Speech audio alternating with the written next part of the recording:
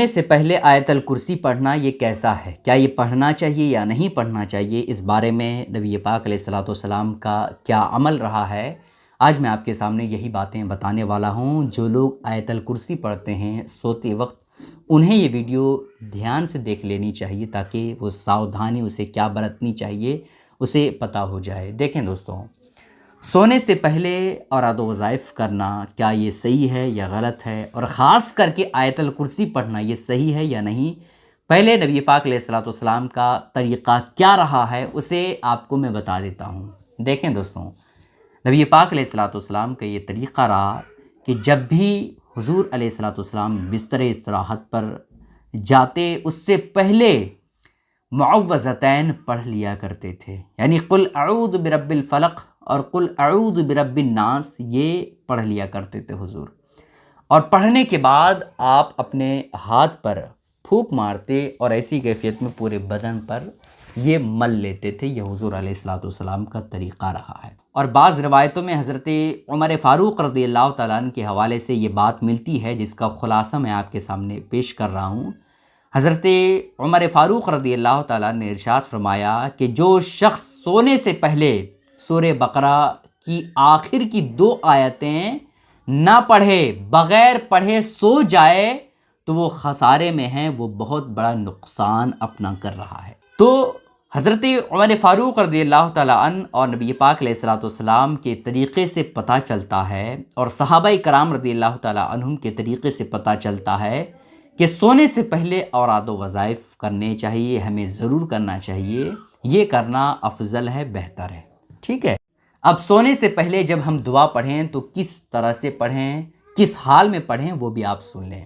دیکھیں دوستوں، سونے سے پہلے معوذتین یعنی قل اعوذ برب الفلق پڑھتے ہیں، قل اعوذ برب الناس، یہ سب یاد ہے تو آپ پڑھیں، بہتر ہے۔ لیکن آپ کو قرآن مقدس کے دوسرے سورے یاد ہیں یا دوسری آیت یاد ہے تو جو کچھ بھی آپ کو یاد ہے آپ سونے سے پہلے ضرور پڑھ لیا کریں۔ جو سونے کی دعا ہے اسے بھی آپ پڑھ لیا کریں۔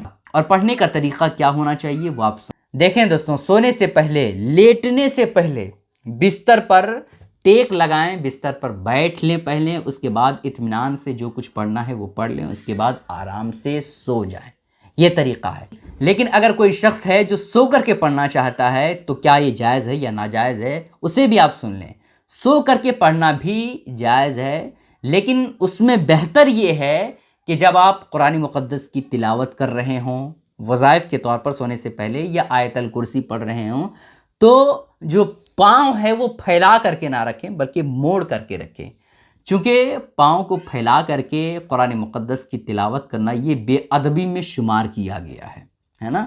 تو سو کر کے اگر آپ پڑھتے ہیں تو یہ طریقہ ہے، لیکن اگر کوئی پاؤں پھیلا کر کے پڑھتا ہے تو اس میں بھی کوئی گناہ یا ناجائز حرام نہیں ہے، لیکن بہتر طریقہ وہ ہے کہ جو میں نے بتایا کہ کیا کریں، پاؤں موڑ کر کے پڑھیں، ٹھیک ہے۔ اب آیت الکرسی کے بارے میں بتا دیتے ہیں۔ آخر آیت الکرسی ہے کیا وہ آپ سنیں۔